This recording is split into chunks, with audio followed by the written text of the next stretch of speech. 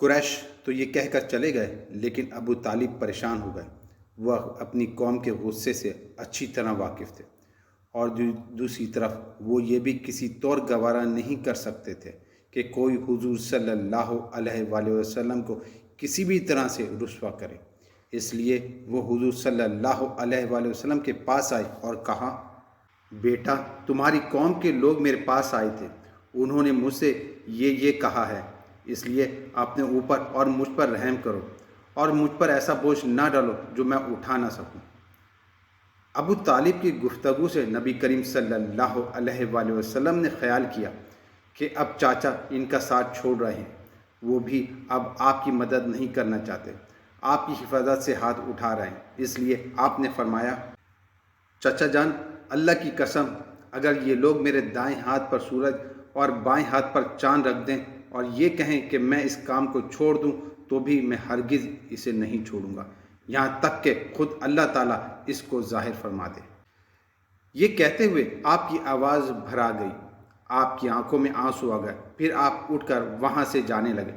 لیکن اسی وقت ابو طالب نے آپ کو پکار کے کہا، بھتیجے ادھر آؤ۔ آپ ان کی طرف واپس پلٹے تو انہوں نے کہا، جاؤ بھتیجے، جو دل چاہے کہو، اللہ کی قسم میں تمہیں کسی حال میں نہیں چھوڑوں گا۔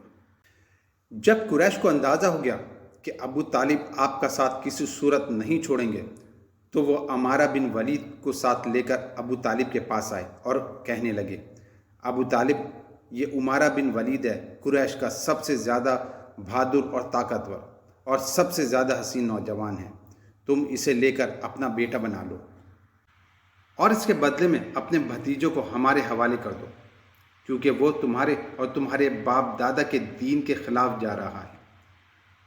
اس نے تمہاری قوم میں پھوٹ ڈال دیے اور ان کی عقلیں خراب کر دی ہیں، بس تم اسے ہمارے حوالے کر دو تاکہ ہم اسے قتل کر دیں، اور انسان کے بدلے میں ہم تمہیں انسان دے ہی تو رہے ہیں۔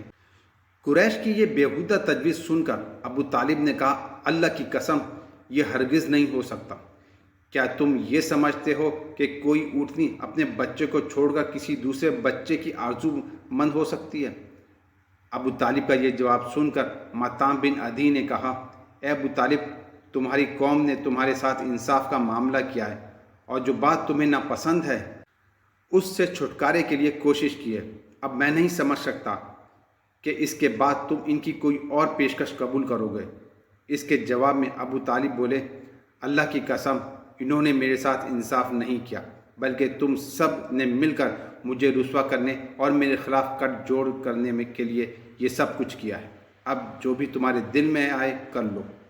روایت میں آتا ہے کہ یہ شخص یعنی عمارہ بن ولید حبشہ میں کفر کی حالت میں مرا، اس پر جادو کر دیا گیا تھا۔ اس کے بعد وہ وحشت زدہ ہو کر جنگلوں اور گھاٹیوں میں مارا پھرا کرتا تھا۔ بالکل اسی طرح دوسرا شخص مطعم بن عدی بھی کفر کی حالت میں مرا۔ غرض جب ابو طالب نے قریش کی یہ پیشکش بھی ٹھکرا دی تو معاملہ حد درجہ سنگین ہو گیا۔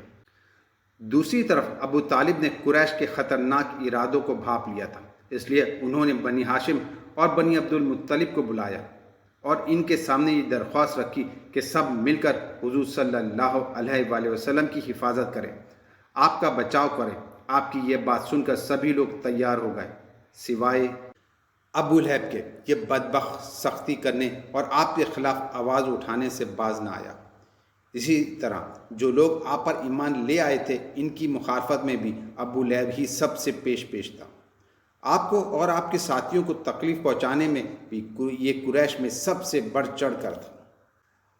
آپ کو تکلیف پہنچانے کے سلسلے میں حضرت عباس رضی اللہ تعالیٰ عنہ ایک واقعہ بیان کرتے ہوئے فرماتے ہیں، ایک روز میں مسجد الحرام میں تھا کہ ابو جہل وہاں آیا اور بولا، میں خدا کی قسم کھا کر کہتا ہوں، اگر میں محمد کو سجدہ کرتے ہوئے دیکھ لوں تو میں ان کی گردن مار دوں۔ یہ باتیں سن کر حضرت عباس رضی اللہ تعالیٰ عنہ فوراً نبی کریم صلی اللہ علیہ وآلہ وسلم کی طرف آئے اور ان کو یہ سب کچھ بتا دیا کہ ابو جہل کیا کہہ رہا ہے۔ نبی کریم صلی اللہ علیہ وسلم یہ سن کر غصے کی حالت میں باہر نکلے اور تیز چلتے مسجد حرام میں داخل ہو گئے، یہاں تک کہ گزرتے وقت آپ کو دیوار کی رگڑ بھی لگ گئی۔ اور آپ اس وقت سورہ الگ کی یہ دو آیتیں، آیت نمبر 1 اور آیت نمبر 2 پڑھ رہے تھے۔ ترجمہ: اے پیغمبر، آپ اپنے رب کے نام لے کر پڑھیں، وہ جس نے مخلوقات کو پیدا کیا، جس نے انہیں خون کے لوتھڑے سے پیدا کیا۔ تلاوت کرتے کرتے آپ اس سورت کی 6 آیت تک پہنچ گئے، جس کا ترجمہ ہے: بے شک کافر آدمی حد سے نکل جاتا ہے، یہاں تک کہ آپ نے سورت کا آخری حصہ پڑھا جہاں سجدے کی آیت ہے، اور اس کے ساتھ ہی آپ سجدے میں گر گئے۔ اسی وقت کسی نے ابو جہل سے کہا: ابو حکم، یہ محمد سجدے میں پڑے ہیں۔ یہ سنتے ہی ابو جہل فوراً آپ کی طرف بڑھا، آپ کے نزدیک پہنچا، لیکن پھر اچانک واپس آ گیا۔ لوگوں نے حیران ہو کر پوچھا: ابو حکم کیا ہوا؟ جواب میں اس نے اور زیادہ حیران ہو کر کہا: کیا جو میں دیکھ رہا ہوں وہ تمہیں نظر نہیں آ رہا؟ اس کی بات سن کر لوگ اور زیادہ حیران ہوئے اور بولے: تمہیں کیا نظر آ رہا ہے ابو حکم؟ اس پر ابو جہل نے کہا: مجھے اپنے اور ان کے درمیان آگ کی ایک خندق نظر آ رہی ہے۔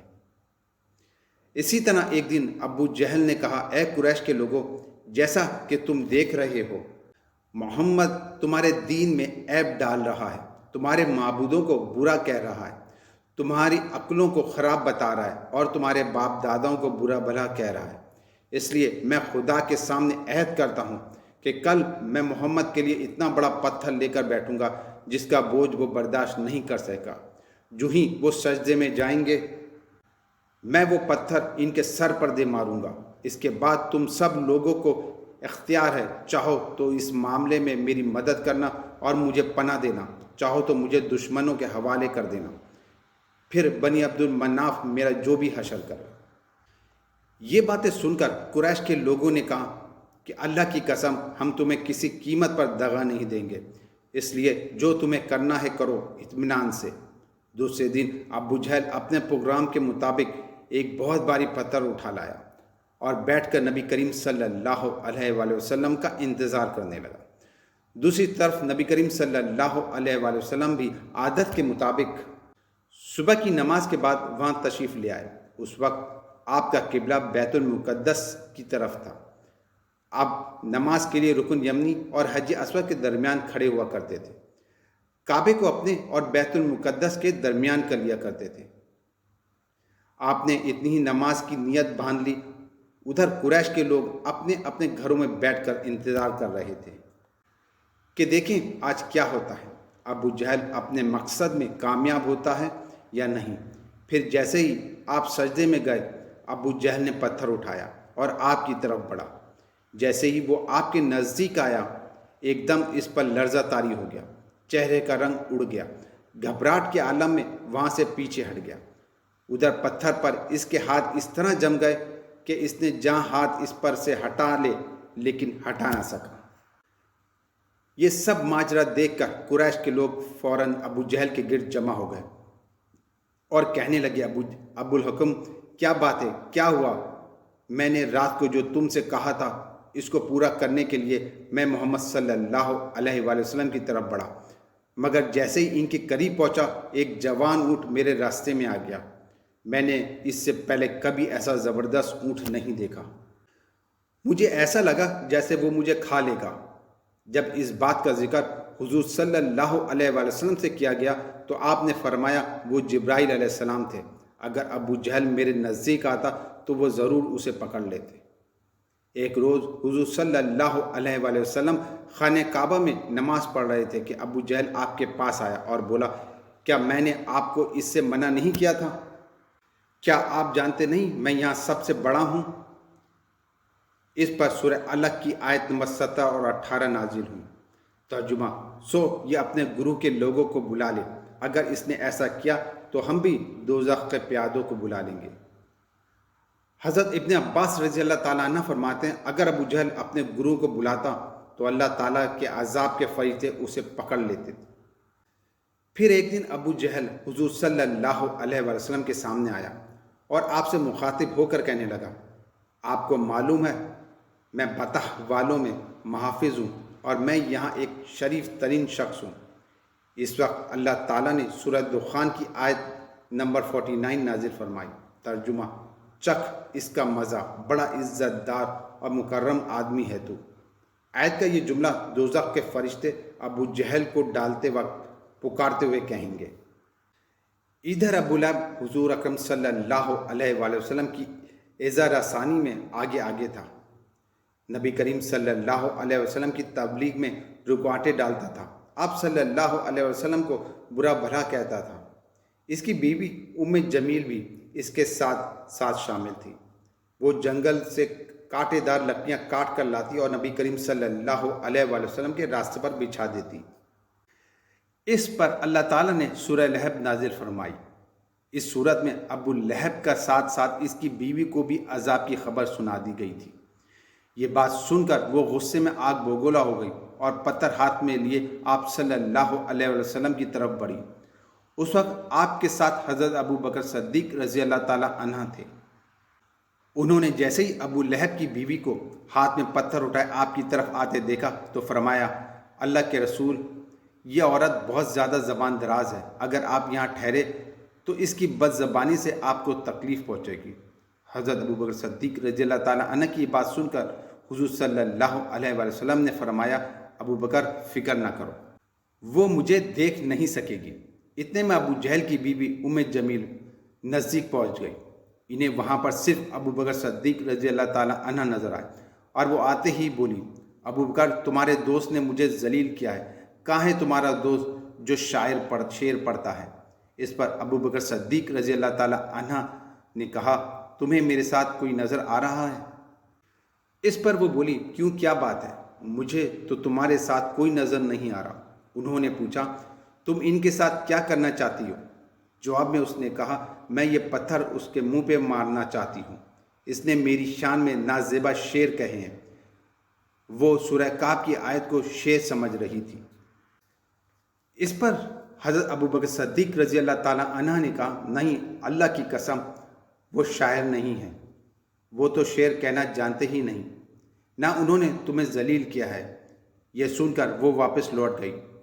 بعد میں ابو بکر صدیق رضی اللہ تعالیٰ عنہ نے آپ صلی اللہ علیہ وآلہ وسلم سے پوچھا، اے اللہ کے رسول، وہ آپ کو کیوں دیکھ نہیں سکی؟ اس پر آپ نے ارشاد فرمایا، ایک فرشتے نے مجھے اپنے پروں میں چھپا لیا تھا۔ ایک روایت کے مطابق آپ نے یہ جواب ارشاد فرمایا تھا، میرے اور اس کے درمیان ایک آڑ پیدا کر دی گئی تھی۔ ابو لہب کے بیٹے کا نام ادبا اور دوسرے کا نام عتیبہ تھا۔ اعلان نبوت سے پہلے رسول اللہ صلی اللہ علیہ وسلم نے اپنی بیٹیوں حضرت رقیہ اور حضرت ام کلثوم رضی اللہ تعالیٰ عنہ کا نکاح ابو لہب کے ان بیٹوں کے ساتھ کر دیا تھا۔ یہ صرف نکاح ہوا تھا، ابھی رخصتی نہیں ہوئی تھی۔ اسلام کا آغاز ہوا اور سورہ لہب نازل ہوئی تو ابو لہب نے غصے میں آ کر اپنے بیٹوں سے کہا، اگر تم محمد کی بیٹیوں کو طلاق نہیں دو گے تو میں تمہارا چہرہ نہیں دیکھوں گا۔ چنانچہ ان دونوں نے انہیں طلاق دے دی۔ دیکھا جائے تو آپ صلی اللہ علیہ وآلہ وسلم کی بیٹیوں کے لیے اس میں حکمت تھی۔ گویا اللہ تعالیٰ نے چاہا کہ یہ پاک صاف زادیاں عتبہ اور عتیبہ کے یہاں نہ جا سکیں، کیونکہ آپ حضور صلی اللہ علیہ وآلہ وسلم کی صاف زادیاں تھیں، اس لیے یہ قدم اٹھایا گیا۔ اس موقع پر عتیبہ نبی کریم صلی اللہ علیہ وآلہ وسلم کی خدمت میں حاضر ہوا۔ آپ اپنی صاحبزادیوں کی وجہ سے پہلے ہی بہت زیادہ غمگین تھے۔ ان حالات میں آپ نے اس کے حق میں بد دعا فرمائی کہ اے اللہ، اس پر اپنے کتوں میں سے ایک کتا مسلط فرما۔ عتیبہ یہ بد دعا سن کر وہاں سے لوٹ آیا۔ اس نے اپنے باپ ابو لہب کو سارا حال سنایا۔ اس کے بعد دونوں باپ بیٹا ایک قافلے کے ساتھ ملک شام کی طرف روانہ ہو گئے۔ راستے میں یہ لوگ ایک جگہ ٹھہرے۔ وہاں قریب ہی ایک راہب کی عبادت گاہ تھی۔ راہب ان کے پاس آیا، اس نے انہیں بتایا، اس علاقے میں جنگلی درندے گھومتے پھرتے ہیں، لہذا احتیاط سے کام لینا۔ ابو لہب یہ سب کچھ سن کر خوفزدہ ہو گیا۔ نبی کریم صلی اللہ علیہ وآلہ وسلم کی بد دعا یاد آ گئی۔ اس نے قافلے والوں سے کہا، تم لوگ میری حیثیت سے اچھی طرح باخبر ہو اور یہ بھی جانتے ہو کہ میرا تم پر کیا حق ہے۔ انہیں یہ ایک زبان ہو کر کہا، بے شک ہمیں معلوم ہے۔ ابو لہب یہ سن کر بولا، تب تو پھر تم ہماری مدد کرو، میں محمد کی بد دعا کی وجہ سے بہت زیادہ خوفزدہ ہو گیا ہوں، اس لیے تم لوگ اپنا سامان اس عبادت گاہ کی طرف رکھ کر اس پر میرے بیٹے کا بستر لگا دو۔ اور اس کے چاروں طرف تم لوگ اپنا بستر لگا لو۔ ان لوگوں نے ایسا ہی کیا، یہی نہیں انہوں نے اپنے چاروں طرف اپنے اونٹوں کو بھی بٹھا دیا۔ اس پر عتیبہ ان سب کے عین درمیان میں آ گیا۔ وہ سب اب اس کے پاسبانی کرنے لگے۔ ان تمام احتیاطی تدبیروں کے باوجود حضور صلی اللہ علیہ وآلہ وسلم کی پیشن گوئی پوری ہو گئی۔ آدھی رات کے قریب ایک شیر وہاں آیا اور سوئے ہوئے لوگوں کو سونگنے لگا۔ ایک ایک سوتے ہوئے وہ آگے بڑھتا رہا، یہاں تک کہ وہ ایک لمبی چھلانگ لگا کر اور عتیبہ تک پہنچ گیا۔ بس پھر کیا تھا، اس نے اسے چیر پھاڑ کر ہلاک کر دیا۔ ایک اور واقعہ کچھ اس طرح پیش آیا کہ ایک روز آپ صلی اللہ علیہ وآلہ وسلم مسجد الحرام میں نماز پڑھ رہے تھے۔ قریب ہی کچھ جانور ذبح کیے گئے تھے۔ وہ لوگ اپنے بتوں کے نام پر قربانی کرتے تھے۔ ان جانوروں کی اوجڑی ابھی وہیں پر پڑی تھی۔ اس پر ابو جہل نے کہا، کیا تم میں سے کوئی ایسا ہے جو یہ اوجڑی اٹھا کر محمد کے اوپر ڈال دے؟ یہ واقعہ کچھ اس طرح روایت کیا گیا ہے کہ ابو جہل نے کہا، کیا تم یہ منظر نہیں دیکھ رہے ہو؟ تم میں سے کون ہے جو وہاں جائے جہاں فلاں قبیلے کے جانور ذبح کیے گئے ہیں؟ ان کا گوبر، لید، خون اور اوجڑی وہاں پڑے ہیں۔ کوئی شخص وہاں جا کر گندگی اٹھا لائے اور محمد کے سجدے میں جانے کا انتظار کرے، پھر جو ہی وہ سجدے میں جائے وہ شخص گندگی ان کے کندھوں پر ڈال دے۔ تب مشرکوں میں سے ایک شخص اٹھا، اس کا نام عقبہ بن ابی معیط تھا۔ یہ شخص اپنی قوم میں سب سے زیادہ بدبخت تھا۔ یہ وہاں گیا اور اوجڑی اٹھا لایا، اور پھر جب آپ صلی اللہ علیہ وآلہ وسلم سجدے میں گئے تو اس نے اوجڑی آپ کے اوپر رکھ دی۔ اس پر مشرکین زور زور سے ہنسنے لگے، یہاں تک کہ وہ ہنسی سے بے حال ہو گئے اور ایک دوسرے پر گرنے لگے۔ ایسے میں کسی نے حضرت فاطمہ الزہرا رضی اللہ تعالیٰ عنہ کو یہ بات بتا دی۔ وہ روتی ہوئی حرم میں آئیں۔ نبی کریم صلی اللہ علیہ وسلم اسی طرح سجدے میں تھے اور اوجڑی آپ کے کندھوں پر تھی۔ سیدہ فاطمہ رضی اللہ تعالیٰ عنہ نے اوجڑی کو آپ پر سے ہٹایا۔ اس کے بعد آپ سجدے سے اٹھے اور نماز کی حالت میں کھڑے ہو گئے۔ نماز سے فارغ ہو کر آپ صلی اللہ علیہ وآلہ وسلم نے ان لوگوں کے حق میں بد دعا فرمائی۔ اس بد دعا کے الفاظ کچھ اس طرح تھے، اے اللہ تو قریش کو ضرور سزا دے، اے اللہ تو قریش کو ضرور سزا دے، اے اللہ تو قریش کو ضرور سزا دے۔ قریش جو مارے ہنسی کے لوٹ پوٹ ہو رہے تھے، یہ بد دعا سنتے ہی ان کی ہنسی کافور ہو گئی اور اس بد دعا کی وجہ سے وہ دہشت زدہ ہو گئے۔ اس کے بعد آپ نے ان کا نام لے لے کر بھی بد دعا فرمائی، اے اللہ تو عمر بن حشام کو سزا دے، یعنی ابو جہل کو، عقبہ بن ابی معیط اور امیہ بن خلف کو سزا دے۔ حضرت عبداللہ بن مسعود رضی اللہ تعالیٰ عنہ کہتے ہیں، اللہ کی قسم حضور صلی اللہ علیہ وآلہ وسلم جن جن قریشوں کے نام لے کر بد دعا کی تھی، میں نے انہیں بدر کی جنگ میں خون میں لتھڑ ہوا دیکھا اور پھر ان کی لاشوں کو ایک گڑھے میں پھینک دیا گیا۔ اسی طرح کا ایک واقعہ حضرت عثمان غنی رضی اللہ تعالیٰ عنہ بھی بیان فرماتے ہیں کہ ایک روز نبی کریم صلی اللہ علیہ وآلہ وسلم طواف فرما رہے تھے اور آپ کا ہاتھ حضرت ابو بکر صدیق رضی اللہ تعالیٰ عنہ کے ہاتھ میں تھا۔ اس وقت حجر اسود کے پاس 3 آدمی بیٹھے تھے۔ جب آپ حجر اسود کے پاس سے گزرے اور ان کے قریب پہنچے تو ان تینوں نے آپ کی ذات ببرکت پر چند جملے کسے۔ ان جملوں کو سن کر آپ کو بہت تکلیف پہنچی۔ تکلیف کے اثر آپ کے چہرے سے ظاہر ہو گئے۔ پھر دوسرے پھیرے پر ابو جہل نے کہا، تم ہمیں ان معبودوں کی عبادت کرنے سے روکتے ہو جنہیں ہمارے باپ دادا پوجتے آئے ہیں؟ کیا ہم تم سے صلح نہیں کر سکتے؟ اس کے جواب میں حضور صلی اللہ علیہ وآلہ وسلم نے بس اتنا ہی کہا، میرا بھی یہی حال ہے۔ اس کے بعد اب آپ آگے بڑھ گئے۔ تیسرے پھیرے میں انہوں نے ایسا ہی کہا۔ پھر چوتھے پھیرے میں یہ تینوں یکدم آپ کی طرف جھپٹے۔